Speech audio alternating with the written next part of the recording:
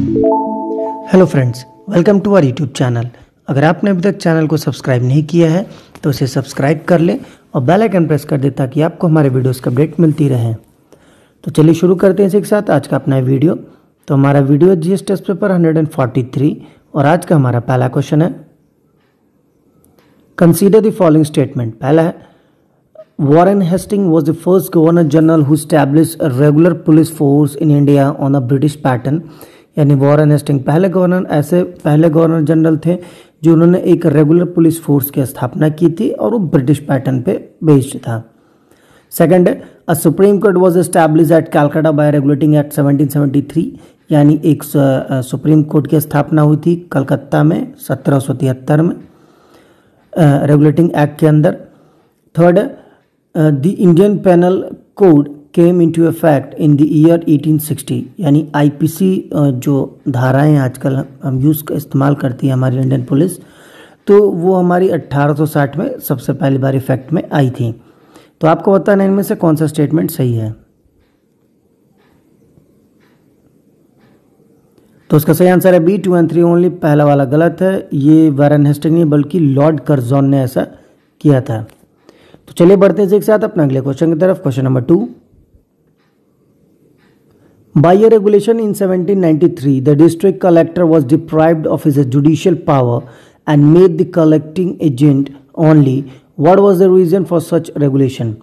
तो जो 1793 में रेगुलेशन आया था, कानून आया था, उसमें जो डिस्ट्रिक्ट कलेक्टर हुआ करते थे तो उनको जुडिशियल पावर उनसे हटा दी गई थी और वो सिर्फ एक कलेक्टिंग एजेंट के तौर पे काम करते थे। तो ऐसा क्यों किया गया था ये आपको बताना है।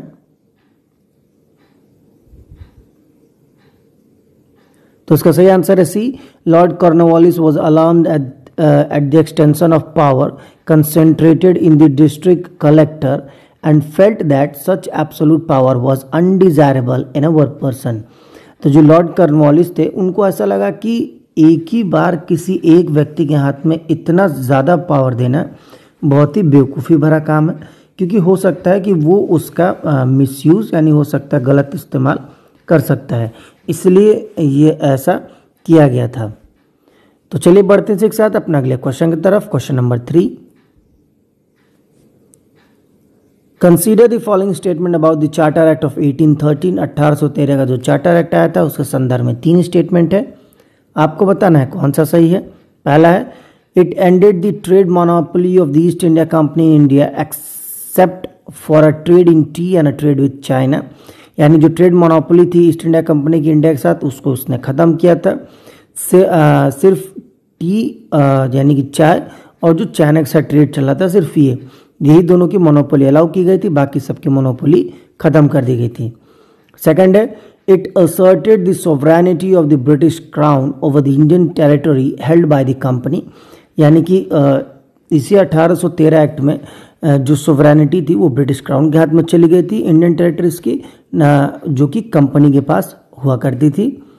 थर्ड है, the revenues of India were controlled by the British parliament. यानी जो भी पैसा कमाई हो रही थी इंडिया में उसको ब्रिटिश पार्लियामेंट कंट्रोल करने लगी थी इस एक्ट के बाद। तो आपको बताना इनमें से कौन सा स्टेटमेंट सही है।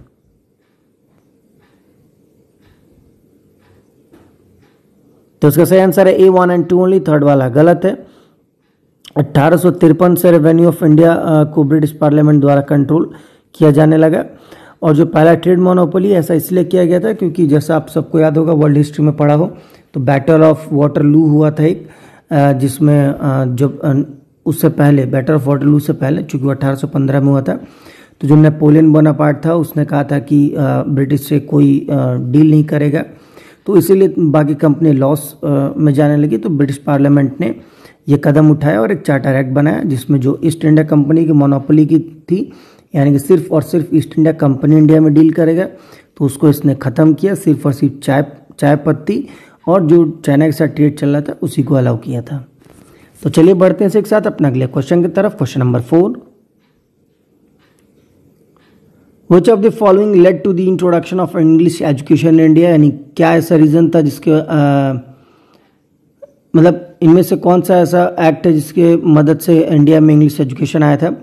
पहला है the charter act of 1813, second है general committee of public instructions 1823 और थर्ड है ओरिएंटलिस्ट एंड एंजेलिस्टिक कंट्रोवर्सीज। तो उसका सही आंसर है D all of the above, यानी कि तीनों ही रीजन थे इंग्लिश एजुकेशन इंडिया में लाने के। तो चलिए बढ़ते हैं एक साथ अपने अगले क्वेश्चन की तरफ। Question number 5, which one of the following provision was not made in the charter act 1833? इनमें से कौन सा प्रोविजन है जो कि चार्टर एक्ट जो 1833 आया था उसमें मौजूद नहीं था?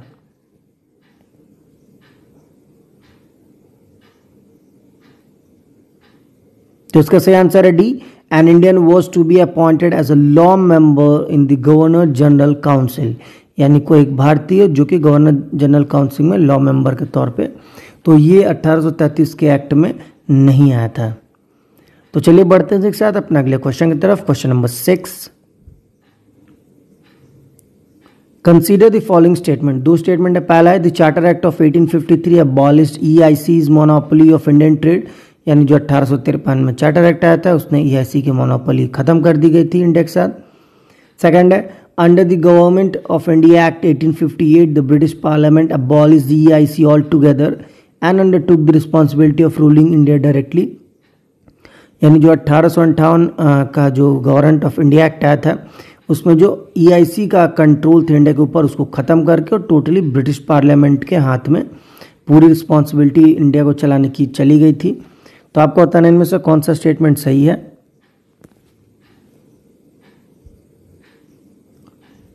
तो उसका सही आंसर है बी टू ओनली, पहला वाला गलत है। अभी आपको पिछले 1-2 सवाल पहले बताया था मैंने कि जो EIC की मोनोपोली है वो 1813 के चार्टर एक्ट में हटाई गई थी।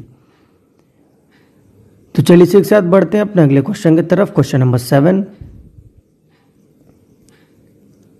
Which of the following act of British India strengthen the viceroy's authority over his executive council by substituting portfolio or departmental system for corporate functioning?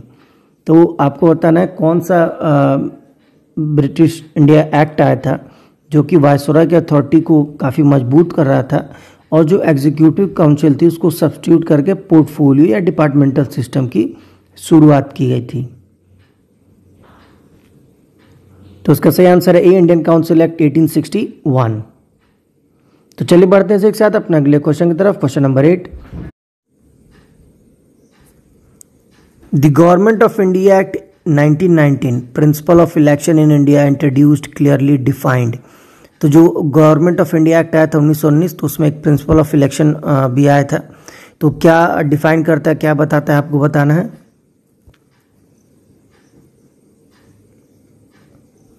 तो इसका सही आंसर है B, the jurisdiction of central and provincial government, यानी central और provincial government की जो jurisdiction है यानी कि उनका जो एक कह सकते हैं पावर किस एरिया तक का है उसको इसने बताया था। तो चलिए बढ़ते हैं एक साथ अपना अगले क्वेश्चन की तरफ। Question number 9, Which of the following is or are the principal features of the Government of India Act 1919? तो गवर्नमेंट ऑफ इंडिया एक्ट जो 1919 आया था उसके कुछ फीचर्स दे रखे हैं, आपको बताना कौन सा उसका फीचर है या नहीं है। पहला है introduction of dyarchy in the executive government in the provinces, यानी डायरकी सिस्टम लाया गया था एग्जीक्यूटिव गवर्नमेंट में। डायरकी मतलब डुअल गवर्नमेंट होता है, एक सेंट्रल और एक स्टेट, इस तरह से। सेकंड है introduction of a separate communal electorates for Muslim, यानी मुसलमानों को सेपरेट कम्युनल इलेक्टोरेट्स मिला था। थर्ड है dilution of legislative authority by the centre to the provinces, यानी जो लेजिस्लेटिव अथॉरिटी थी उसको डाइल्यूट कर दिया गया था सेंटर द्वारा। तो आपको बताना इनमें से कौन सा स्टेटमेंट सही है। तो उसका सही आंसर है बी 2 और 3 ओनली, पहला वाला गलत है। The act provided a dual form of government, dyarchy इसने हटाया नहीं था बल्कि लाया था फॉर द मेजर प्रोविंसेस। तो चलिए बढ़ते हैं इसके साथ अपने अगले और आखिरी क्वेश्चन की तरफ। Question number 10, in the federation established by the government of India act 1953 residuary powers were given to. तो जो फेडरेशन स्टैब्लिश हुआ था जो गवर्नमेंट ऑफ इंडिया एक्ट 1935 में, तो उसमें जो रेसिडुअरी पावर थी यानी जो बचे कुचे पावर थे वो किसको दिए गए थे आपको बताना है। तो उसका सही आंसर है बी, गवर्नर जनरल। तो फ्रेंड्स इसी के साथ आज का हमारा वीडियो समाप्त होता है। जाने से पहले हम आपको हमारा लास्ट वीडियो यानी जीएस टेस्ट पेपर 142 जो था हमारा, उसका आपको क्वेश्चन ऑफ द डे का आंसर बता देते हैं।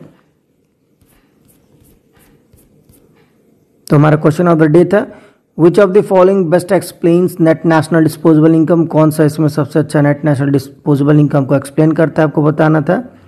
तो इसका सही आंसर है B, the sum total of income of a resident that remain with them after paying taxes and transacting cash and kind with the non resident, यानी वो कमाई का वो हिस्सा जो कि टैक्स पे करने के बाद और बाकी टैक्सेस या किसी तरीके के ट्रांजैक्शन ऐसा है नॉन रेसिडेंट के साथ, वो सब करने के बाद जो इनकम बचता है उसको नेट नेशनल डिस्पोजेबल इनकम।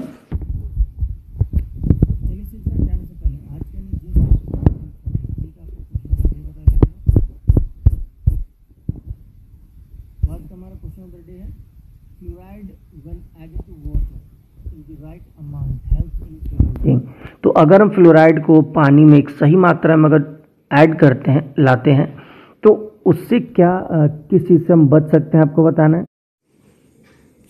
ए इन्फेक्शन, बी सिकनेस, सी फीवर या डी टूथ डिके।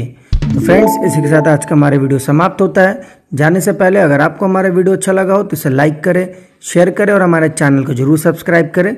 साथ ही आप हमें नीचे कमेंट बॉक्स में हमारे क्वेश्चन ऑफ द डे का आंसर जरूर दें। तब तक के लिए thank you for watching and bye bye.